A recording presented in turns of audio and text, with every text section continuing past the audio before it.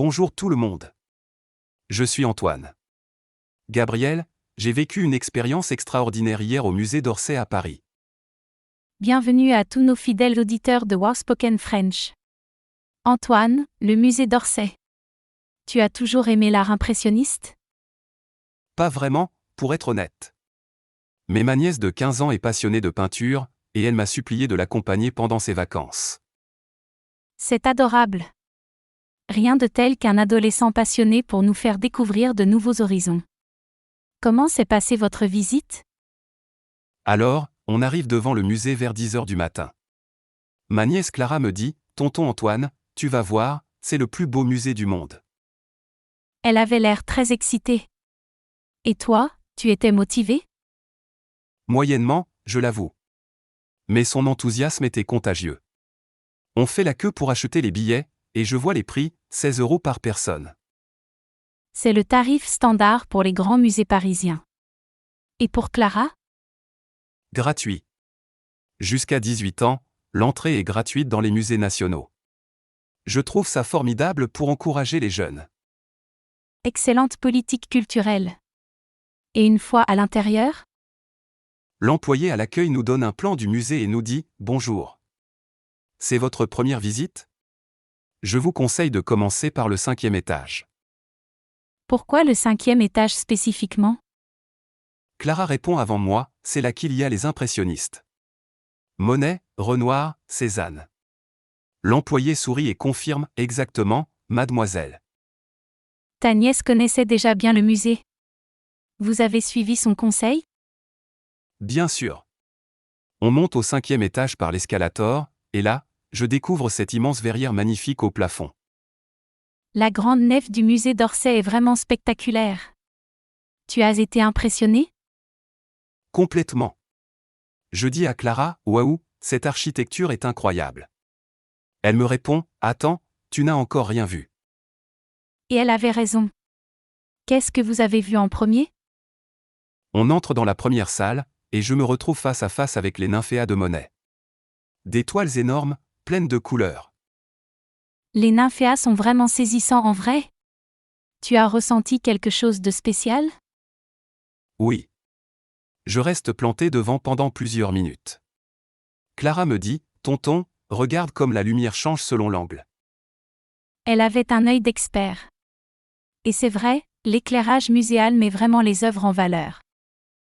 Je commence à comprendre pourquoi elle aime tant la peinture. Puis on passe devant un Renoir, le déjeuner des canotiers au point. Un chef-d'œuvre absolu. Comment tu as réagi face à cette toile? Clara m'explique, regarde, tonton, chaque personnage raconte une histoire. Renoir a peint ses amis dans ce café au bord de Seine. Quelle belle façon de présenter l'art. Elle te donnait des explications tout au long de la visite? Constamment. Devant chaque toile, elle me raconte l'histoire de l'artiste, les techniques utilisées. C'était mieux qu'un guide officiel. Tu as de la chance d'avoir une guide si passionnée. Qu'est-ce qui t'a le plus marqué? Alors, on arrive devant l'origine du monde de Courbet, et là, je suis un peu gêné. Clara me dit simplement, c'est de l'art, tonton. Elle avait une approche très mature de l'art. Et toi, tu as surmonté ton malaise? Oui, grâce à ses explications sur le réalisme de Courbet et l'importance de cette œuvre dans l'histoire de l'art. C'est formidable comme une passion peut être transmise. Vous avez continué la visite longtemps? 3 heures. Et le plus incroyable, c'est qu'on était dans une salle Van Gogh quand quelque chose d'extraordinaire s'est passé. Quoi donc? Tu as l'air très excité. On admire la nuit étoilée sur le Rhône quand j'entends quelqu'un dire « Excusez-moi, vous pourriez nous prendre en photo devant cette toile ?» Des touristes qui voulaient une photo souvenir. Tu as accepté? Bien sûr. Je me retourne et je vois un couple de personnes âgées très élégantes. L'homme me tend son appareil photo. Et tu as pris leurs photos sans problème? Oui, mais en discutant avec eux, j'apprends qu'ils viennent du Japon. La dame me dit en français, nous visitons Paris pour notre 50e anniversaire de mariage. 50 ans de mariage. Et ils parlaient français? Très bien. Le monsieur m'explique, nous avons étudié le français pendant 40 ans au Japon. C'est notre rêve de visiter ce musée. Quelle belle histoire. Clara écoutait cette conversation? Avec fascination. La dame japonaise remarque l'intérêt de Clara et lui demande « Tu aimes la peinture, petite ?» Et Clara a répondu quoi? Elle dit « Oui madame, j'adore. Je veux devenir professeur d'art. » La dame sourit et répond « Moi aussi, j'étais professeur d'art au Japon. » Quelle coïncidence merveilleuse. Elles ont continué à discuter? Pendant une demi-heure. La dame explique à Clara les différences entre l'art occidental et japonais. C'était passionnant. Un vrai cours d'art interculturel. Et le mari? Ils me racontent leur voyage, nous visitons un musée différent chaque jour depuis une semaine. Demain, nous allons au Louvre. Un programme culturel intense. Ils avaient l'air en forme pour leur âge? Incroyable. Plus en forme que moi. Le monsieur me dit, l'art nous maintient jeunes, monsieur. Quelle philosophie de vie. Et vous vous êtes quittés comment? La dame donne sa carte de visite à Clara et lui dit, si tu viens au Japon un jour, contacte-nous. Clara était aux anges. Un souvenir inoubliable pour ta nièce. Et votre visite s'est terminée là? Pas tout à fait. Clara voulait absolument me montrer les sculptures du rez-de-chaussée. On descend et je découvre Rodin, Camille Claudel. La sculpture, c'est encore différent de la peinture. Tu as apprécié? Énormément. Clara m'explique, regarde, tonton, comment Rodin capture le mouvement dans le bronze. Elle avait raison. Et tu as eu un coup de cœur particulier? Oui. La petite danseuse de 14 ans et de Degas.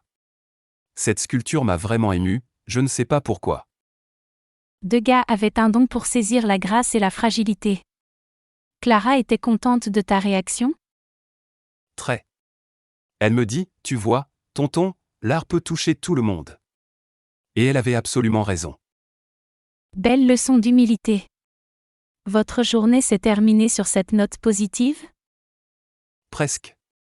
À la sortie, Clara me dit, tonton, on peut aller à la boutique du musée. Comment refuser après une si belle journée? Et qu'est-ce qu'elle a trouvé dans la boutique? Des cartes postales de toutes les œuvres qu'on avait admirées. Elle me dit, je vais les mettre dans ma chambre pour m'inspirer. Quelle passion!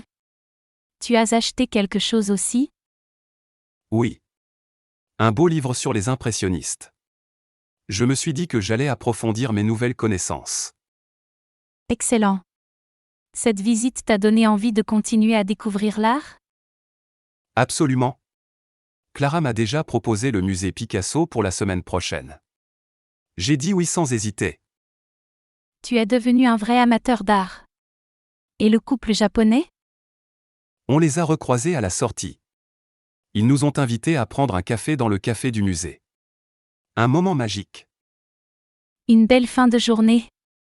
Tu as gardé contact avec eux? Clara a noté leur adresse au Japon.